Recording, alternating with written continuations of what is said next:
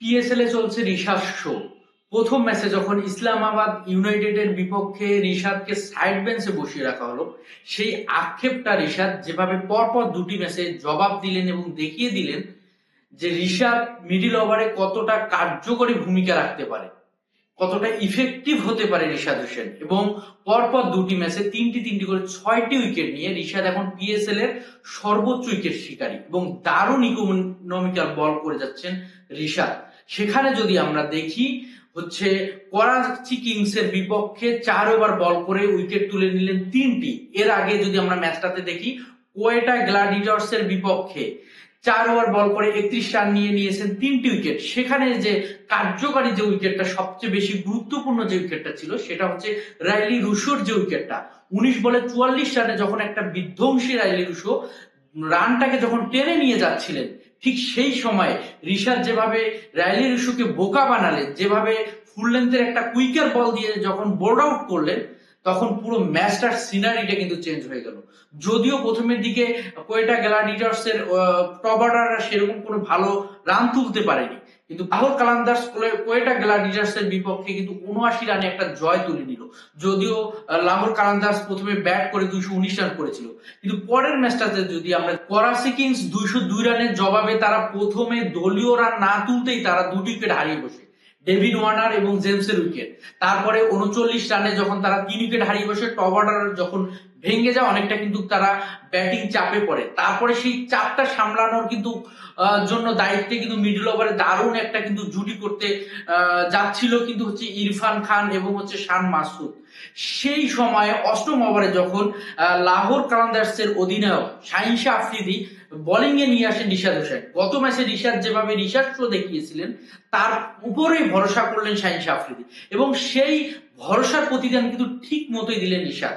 এবং সেখানে অষ্টম ওভারের প্রথম এবং পঞ্চম বলে পরপর 2টি উইকেট তুলে নিলেন। 45 রানে শান মাসুদের উইকেটটা তুলে নিলেন এবং চতুর্থ উইকেটের পতন ঘটলো। তারপর 46 রানে হচ্ছে ইরফান খানের উইকেটটা তুলে নিলেন, 7 বলে 6 রান করে আউট হলেন। মিডল অর্ডারের যখন ব্যাটসম্যানদেরকে জুটিটা যখন ভেঙে দিলেন, তখন কিন্তু ম্যাচের জয়ের দিকে অনেকটা এগিয়ে গেল রিশাদ। যদিও রিশাদ 4 ওভার বল করে 26 রান দিয়ে 3 উইকেট নিয়েছেন, হয়তো এটা তার ক্যারিয়ার সেরা বোলিং হতে পারত। চতুর্থ ওভারের শেষ বলে যখন খুশদিল শাহ তাকে ছক্কা মারলেন, সেই ছক্কাটা বাউন্ডারি লাইনে কিন্তু সিকান্দার রাজা ক্যাচ লুফে নিয়েছিল এবং তখন তিনি কিন্তু ক্যাচ লুফে নিয়ে বাউন্ডারি লাইন ক্রস করেন। যদি সেই ক্যাচটা ঠিকঠাক মতো লুফে নিতে পারতেন, তাহলে রিশাদের সেই ক্যারিয়ার সেরা বোলিং ফিগারটা কিন্তু হতো। 4 ওভারে 20 রান দিয়ে 4 উইকেট, কিন্তু সেটা না হয়ে হলো 4 ওভারে 26 রান দিয়ে 3 উইকেট। এর আগে রিশাদের ক্যারিয়ার সেরা বোলিং ছিল হচ্ছে 4 ওভারে 22 রান দিয়ে 3 উইকেট।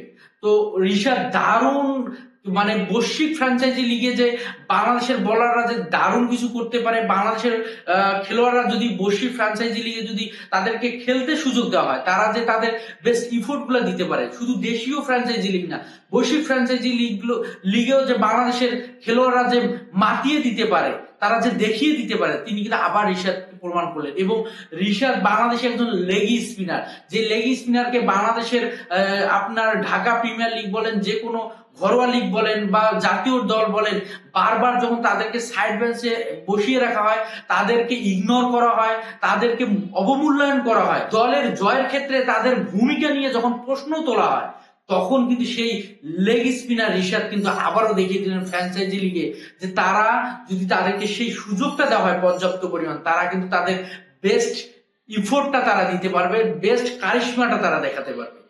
এবং রিশাদ সেটাই করলেন।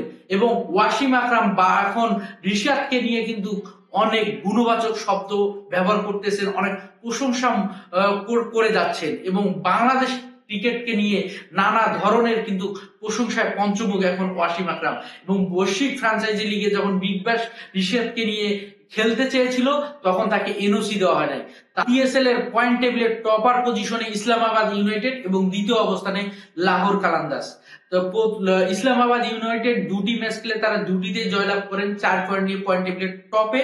এবং দ্বিতীয় অবস্থানে লাহোর কালান্দার্স 3টি ম্যাচ খেলে 2টিতে জয়লাভ করেন এবং একটিতে পরাজিত হন। 4 পয়েন্ট নিয়ে তারা হচ্ছে রান রেটে অনেকটা পিছিয়ে, সেই কারণে তারা দ্বিতীয় অবস্থানে করছেন। এবং অপরপক্ষে করাচি কিংস 4 নম্বর অবস্থানে, তারা হচ্ছে 2টি ম্যাচ খেলে একটিতে জয় একটিতে পরাজয়, 2 পয়েন্ট নিয়ে তার 4 নাম্বার আছে পয়েন্ট টেবিলে।